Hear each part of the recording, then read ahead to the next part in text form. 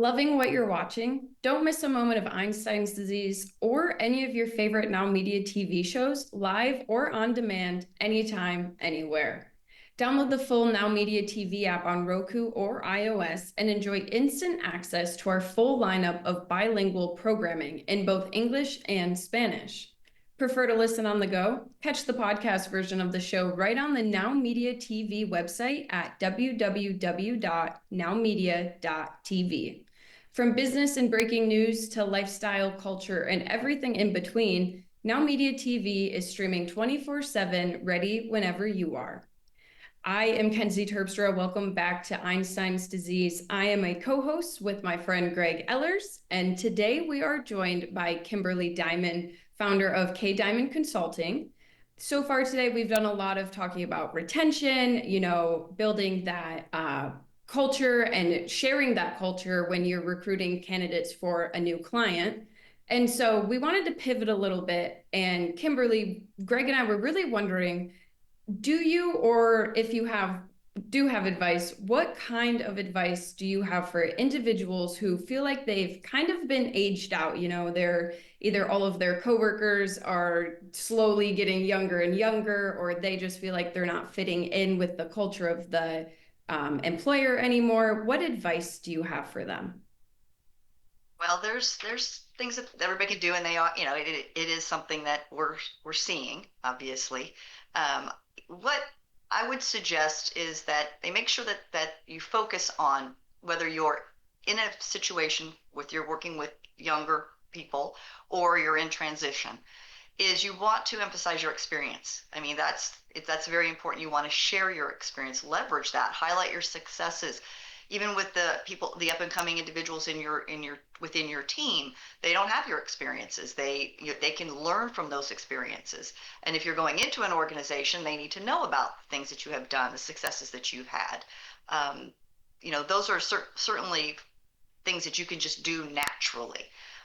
There's other things you can do. You can update your skills, stay up to speed on the technology that's going on, because that'll also help you have better communications with those that are coming into the workforce that are of a younger age. They're highly technical. They've been using technology since they were one.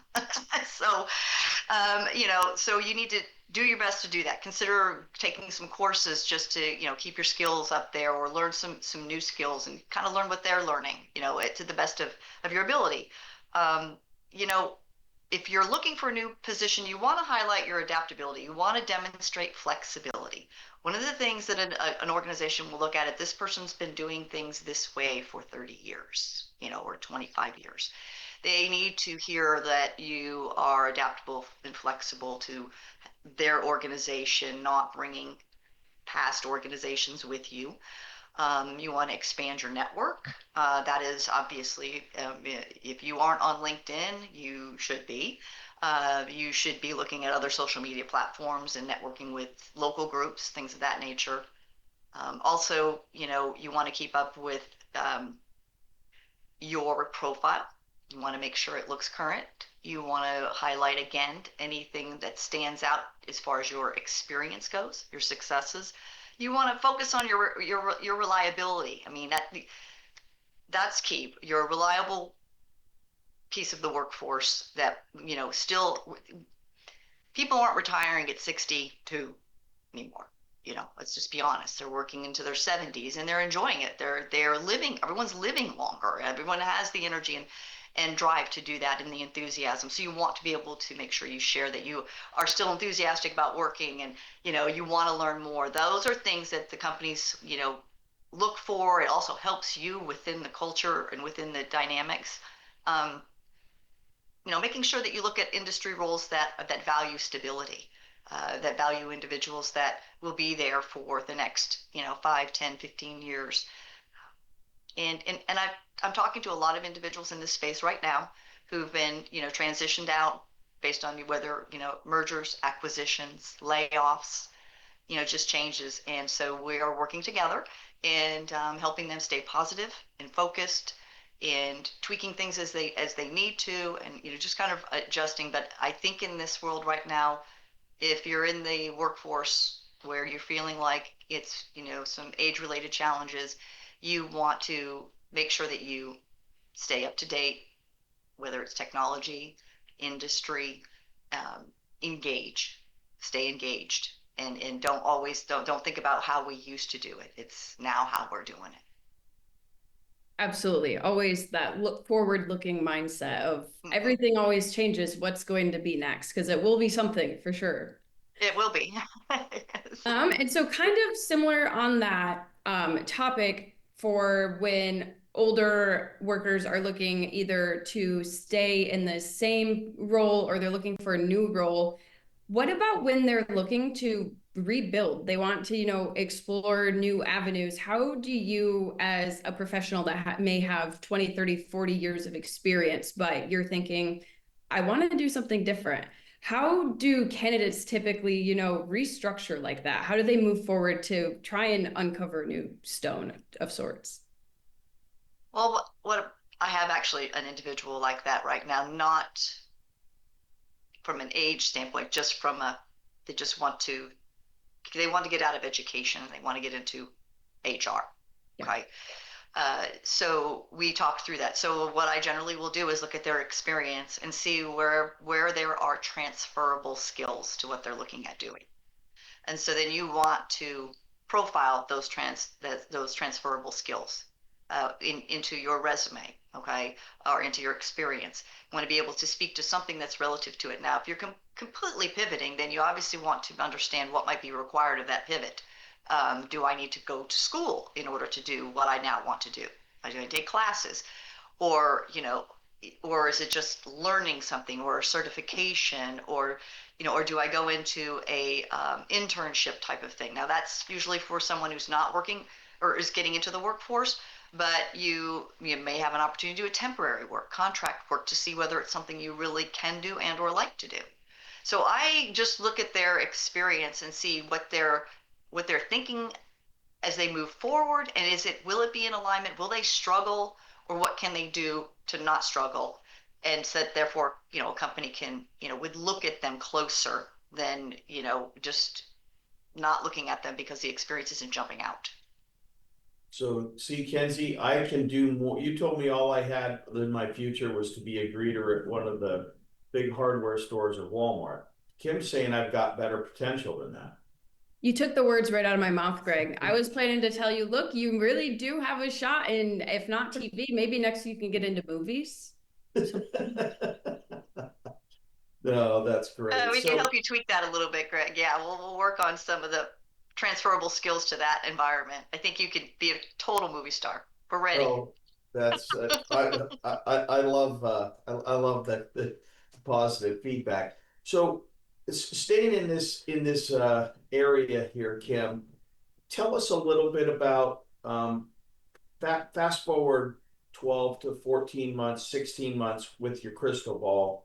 What do you see out there that is going to continue to be disruptive, or something new that's coming that will be disruptive to the workforce? It's going to be a challenge where your employers are looking for something different, or the candidates that you have are going to be challenged, because things seem to be moving a lot faster. I know we touched on AI and that, but there's more than that. What do you see coming ahead that's a real disruptive factor? Well, I mean, it's hard to see past AI right now. I'm just going to be honest with you. I guess Yeah.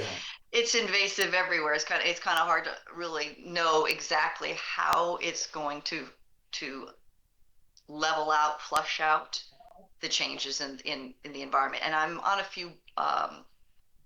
in a few groups, and we've been talking a lot about that. And it's still unknown. Okay, so that's why.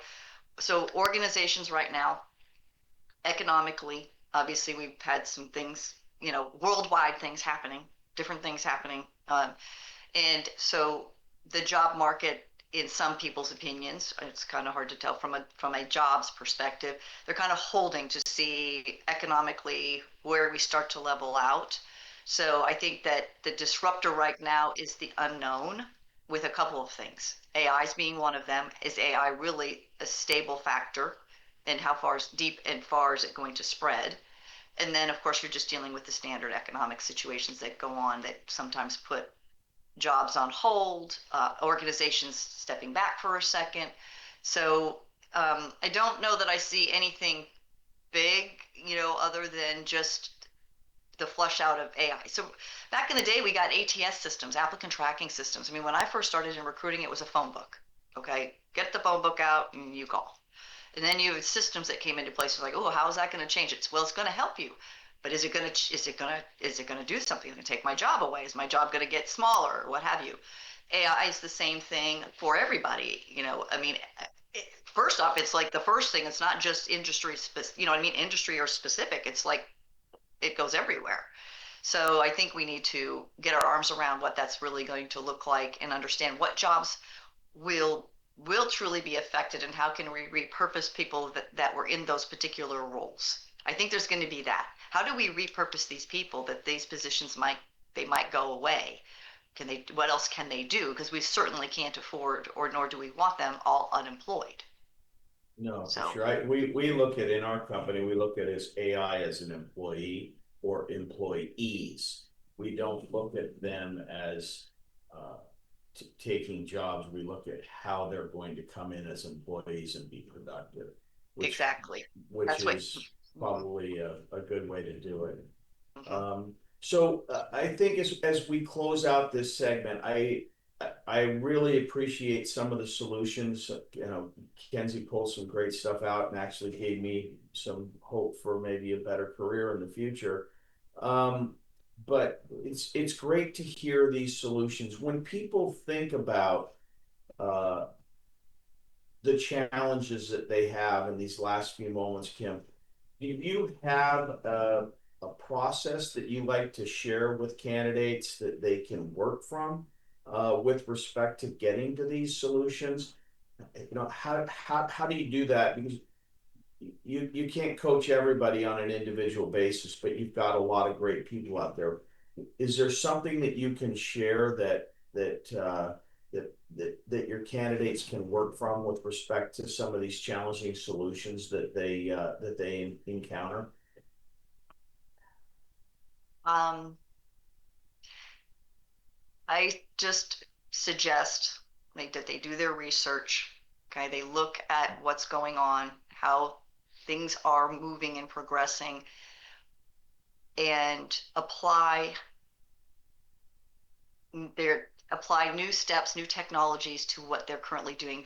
The old way of doing things isn't working in the best frame anymore. Okay, so networking, really understanding how social media will help them, and finding groups that they can get engaged with to help them with the social media aspect. Because if people can see you, then you're getting a step ahead. Okay, if it's a piece of paper, then you're a step behind. So there are things that people can do just on your own. I mean, you can you can get a camera. You can teach yourself to do these little snippets about yourself, and use those processes. So I recommend that you get on that format and use that. It's something that you can do. There's plenty of YouTube videos and things that are out there right now all over the place. Master classes that you can take to learn how to gain that confidence and be able to portray that confidence. And if you can do that, I think that will help elevate you above others, as well as just giving you a better opportunity for people to see your capabilities and your qualities. So I recommend people really do their homework and research, look at YouTube videos, and figure out ways that they can make themselves stand out. That's fantastic, Kim. That's an outstanding answer and something everybody has access to. With that, we're going to cut away to our sponsors and we'll be back for our final segment with Kim Dymond. Thank you very much, and we'll see you shortly.